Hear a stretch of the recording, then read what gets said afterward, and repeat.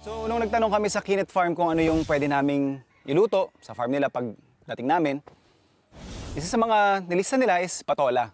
So, parang sa akin kasi parang normal. So, hindi ko siya kinonsider. Gumawa ako ng ibang, siguro, options. Kung tumingin ako kung ano pa ibang gulay. Pero, hindi naman sinabi ni Sir Gerald na ganito naman pala mga patola yung meron sila.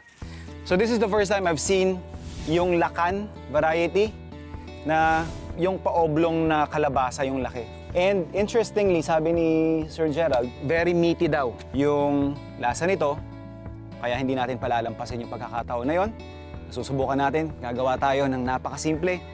At syempre, kilalang-kilala nating dish, ginisang miswa at patola. So meron tayo dito yung ating panggisa.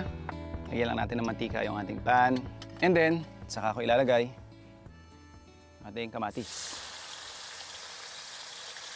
And habang sinasangkot siya natin yung ating kamatis, kasi medyo lamog yung gusto ko sa kanya, mamaya-maya ko na isusunod yung ating sibuyas at bawang. Hihiwain ko muna yung ating patola. So ito more or less, kung hindi ako nagkakamali, nasa 1.2 to 1.5 kg. So imagine kung meron kayong gantong klase ng gulay sa bahay, pwede kayong magpakain up to 5 persons. So, di ba? Sulit na sulit. And of course, ayan o. Fresh na fresh.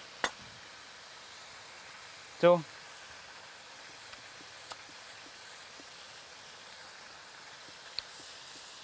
manamis-namis siya. Pero tingnan na nga natin kung may pagkakaiba ba yung lasa niya dun sa normal na patolang nakasanayan nating lahat.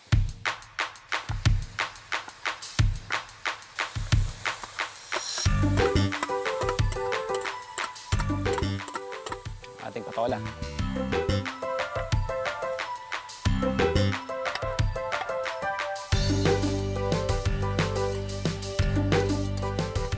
And then yung ating sabaw, or kahit tubig, pwede na rin.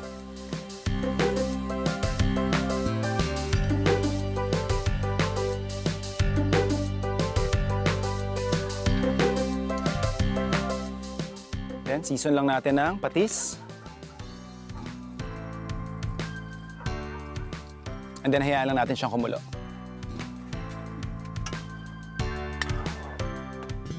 And yung last part ng ating proseso, since kumukulo na yung ating patola, miswa.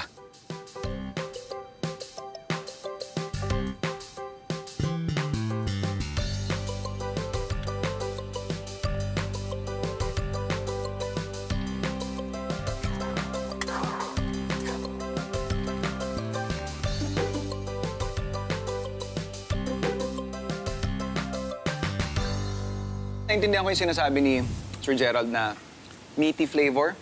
But honestly, it's basically the same patola. Aside from the size nung nakasanayan natin versus itong naluto natin, taste is virtually the same.